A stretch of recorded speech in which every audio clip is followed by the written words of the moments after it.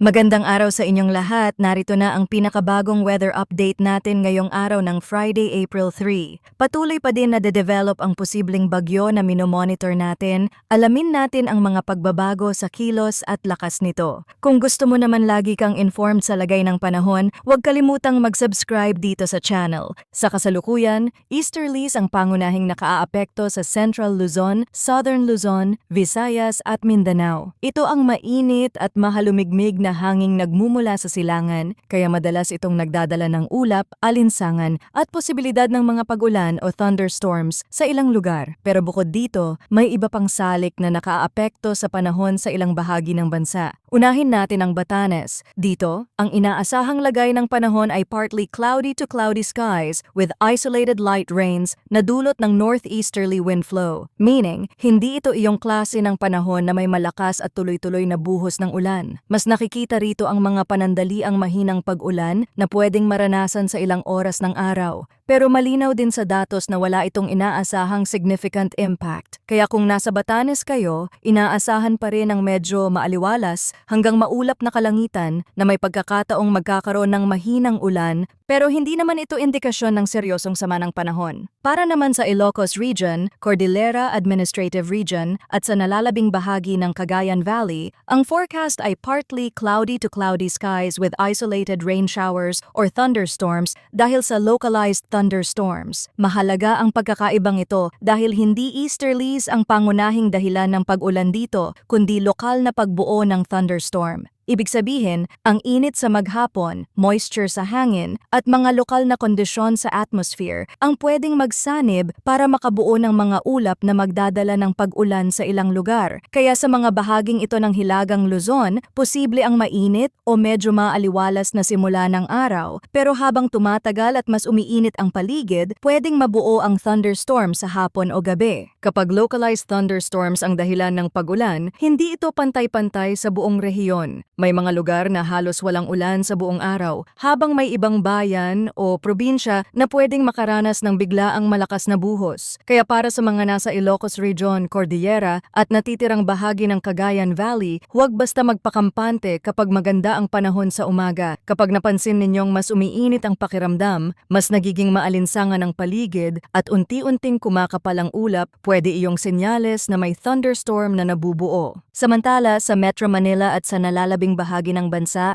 inaasahan ng partly cloudy to cloudy skies with isolated rain showers or thunderstorms dahil naman sa easterlies. Ito ang mas malawak na setup ng panahon sa malaking bahagi ng Pilipinas sa ngayon. Sa praktikal na pakiramdam, maraming lugar ang makakaranas ng init sa umaga, kasabay ng bahagyang ulap at maalinsangang hangin. Pagdating ng tanghali hanggang hapon, pwedeng mas dumami ang ulap at saka magkakaroon ng tsansa ng panandaliang ulan or thunderstorm sa ilang lugar. Ang salitang isolated ay hindi nangangahulugang maliit na bagay lang ang pag-ulan. Ang ibig sabihin lang nito ay hindi sabay-sabay at hindi pantay-pantay ang magiging epekto ng ulan sa bawat lugar. Sa Metro Manila, ito ang klase ng panahon na kadalasang mapanlin lang. Maaring sa umaga ay mukhang maayos ang kalangitan, kaya iisipin ng marami na hindi na kailangan ng payong. Pero sa hapon, lalo na kapag mas makunat ang init at mas mabigat ang pakiramdam ng hangin, pwedeng biglang magdilim ang ulap at sumunod ang thunderstorm sa ilang bahagi ng lungsod. Kaya para sa mga commuter, rider, mga papasok sa trabaho, at sa lahat ng may kailangang asikasuhin sa labas, mas makabubuting maging handa sa biglaang pagbabago ng panahon. Pagdating naman sa hangin at kondisyon ng karagatan, mas kailangang pagtuunan ng pansin ang extreme northern Luzon.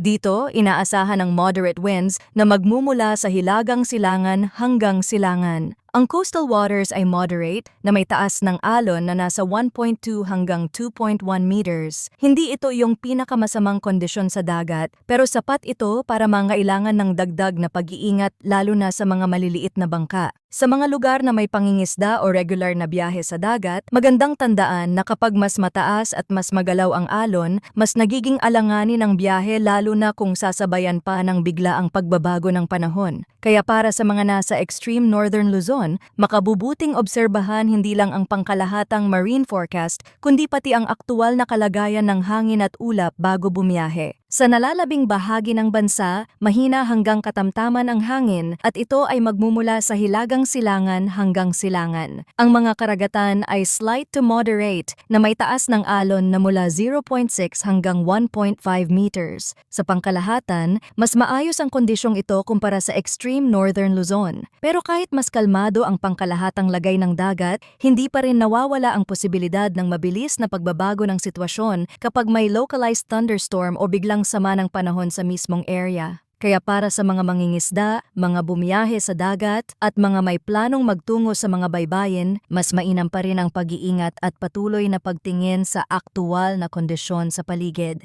Kung titingnan naman natin ang temperatura at relative humidity sa nakalipas na 24 na oras, ang pinakamababang temperatura ay 22.1 degrees Celsius at naitala ito alas 5 ng umaga. Ang pinakamataas na temperatura naman ay umabot sa 33.3 degrees Celsius alas 3 ng hapon. Ipinapakita nito na sa umaga ay may kaunting ginhawa pa sa pakiramdam, pero habang tumatagal ang araw ay malinaw na tumitindi ang init. Ang minimum relative humidity naman ay 45% alas 2 ng hapon, habang ang maximum relative humidity ay 85% alas 5 ng umaga. Ang kombinasyon ng init at halumigmig na ito ang dahilan kung bakit sa maraming lugar ay ramdam ang maalinsangan at malagkit na pakiramdam, lalo na sa tanghali hanggang hapon. Ngayon pag-usapan naman natin ang latest tropical cyclone threat potential na inilabas ng PAGASA. Para sa week 1, ngayong araw hanggang April 5, malinaw ang nakasaad na walang nakikitang TC like vortex or TCLV sa loob ng PMD.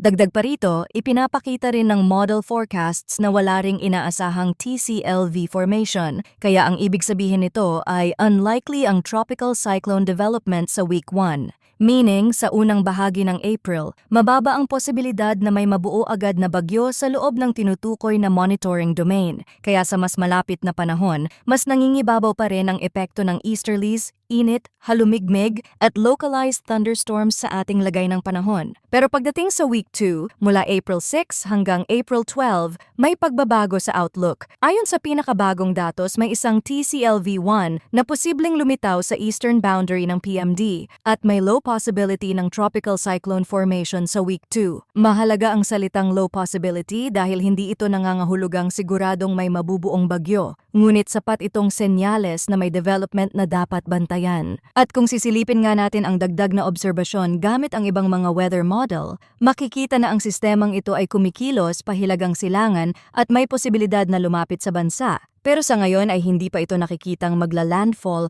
sa anumang parte ng Pilipinas. Napakahalaga ng detalye na yan dahil madalas ang unang tanong ng marami ay kung may direktang tatamang bagyo ba sa bansa. Batay sa mga bagong impormasyon, wala pang nakikitang landfall scenario sa ngayon. Pero kasabay nito, mahalaga ring tandaan na malayo pa ang forecast period at marami pang pwedeng magbago sa kilos at galaw ng nasabing posibleng bagyo habang nadaragdagan ang bagong datos sa mga darating na araw. Iyan ang dahilan kung bakit napakahalaga ng patuloy na pagmomonitor. Pwedeng magbago ang direksyon, pwedeng bumilis o bumagal ang galaw, pwedeng humina ang posibilidad ng development, at pwede ring mas luminaw pa ang forecast habang papalapit ang week 2. Kaya sa ngayon, ang tamang approach ay maging alerto pero hindi agad magpanic. Hindi rin tama na balewalain ito, lalo na kung may mga plano kayong biyahe, bakasyon, outing, or outdoor activities sa mga darating na araw. Ang pinakamabuting gawin ay manatiling updated sa mga susunod pang weather bulletin para mas maaga ninyong malaman kung may malaking pagbabago sa inaasahang galaw ng sistemang ito.